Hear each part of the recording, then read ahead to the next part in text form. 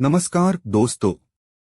हर बार जब आप सिगरेट जलाते हैं तो 7,000 से ज्यादा रसायन निकलते हैं। इसमें कोई आश्चर्य की बात नहीं है कि धूम्रपान दुनिया भर में रोके जा सकने वाली मौतों के प्रमुख कारणों में से एक है। लेकिन 1.3 बिलियन लोग सक्रिय रूप से धूम्रपान करते हैं। जब आप धूम्रपान बंद कर देते हैं तो वास्तव में क्या होता है? छोड़ने के पहले 20 मिनट के भीतर आपका रक्तचाप और हृदय गति सामान्य हो जाती है। ऐसा इसलिए होता है क्योंकि सिगरेट में मौजूद निकोटीन एपिनेफ्रीन और नॉर एपिनेफ्रीन रिलीज करता है, जिससे आपकी हृदय गति बढ़ जाती है और रक्त वाहिकाएं सिकुड़ जाती हैं।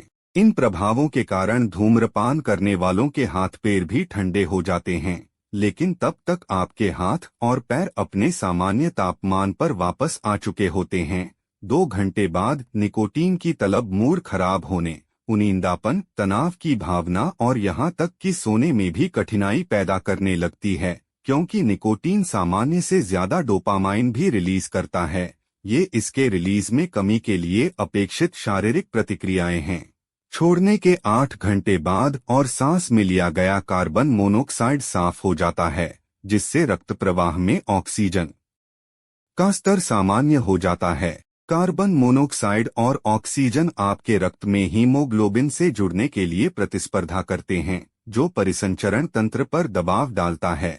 इसलिए जैसे जैसे यह साफ होता है, ऑक्सीजन के लिए अधिक जगह होती है। हालांकि लंबे समय तक धूम्रपान करने वालों के लिए यह कार्बन मोनोऑक्साइड एक्सपोजर लाल रक्त कोशिकाओं के आकार में वृद्धि का कारण बनता है, जिससे रक्त गाढ़ा हो जाता है और उच्च रक्तचाप और रक्त के थक्के बनने की संभावना बढ़ जाती है। आश्चर्यजनक रूप से छोड़ने के 24 घंटे बाद खांसी वास्तव में बढ़ जाएगी, जो आपके शरीर का फेफड़ों से सभी विषाक्त पदार्थों को साफ करने का तरीका है।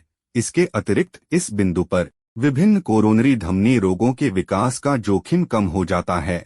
यह सब 24 घंटों के भीतर होता है। 48 घंटों के बाद जब निकोटीन और उसके मेटाबोलाइट्स आपके शरीर से पूरी तरह से समाप्त हो जाते हैं, तो क्षतिग्रस्त तंत्रिका अंत फिर से बढ़ने लगते हैं।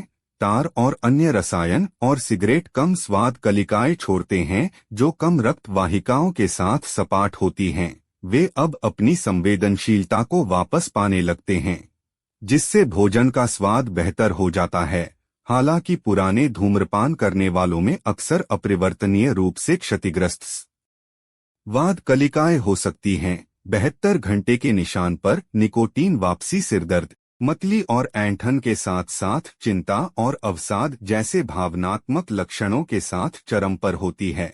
ये लक्षण कैफीन सहित अधिकांश नशे की लत वाले पदार्थों से देखे जा सकते हैं, लेकिन इस अवधि के बाद सबसे बुरा समय आधिकारिक तौर पर खत्म हो जाता है। 1 महीने के बाद टाइप 2 मधुमेह, कैंसर और हृदय संबंधी बीमारियों के विकास का जोखिम पहले से ही कम हो गया है। 3 से 9 महीनों में फेफड़ों में क्षतिग्रस्त सिलिया लगभग पूरी तरह से ठीक हो जाती है, जो बाल जैसी संरचनाएं होती हैं जो धूल और मलबे को दूर करने में मदद करती हैं, और परिणामस्वरूप खांसी और सांस की तकलीफ जैसे लक्षण लगभग पूरी तरह से समाप्त हो जाते हैं। और लगभग 1 वर्ष में एथेरोमा गठन के प्रत्यक्ष परिणाम के रूप में हृदय रोग विकसित होने का जोखिम, जो बिगड़ती धमनी की दीवारों से वसायुक्त पदार्थ या निशान ऊतक का जमाव है, लगभग आधा कम हो जाता है। 10 वर्षों में फेफड़ों के कैंसर के विकास की संभावना उस व्यक्ति के आधे से कम हो जाती है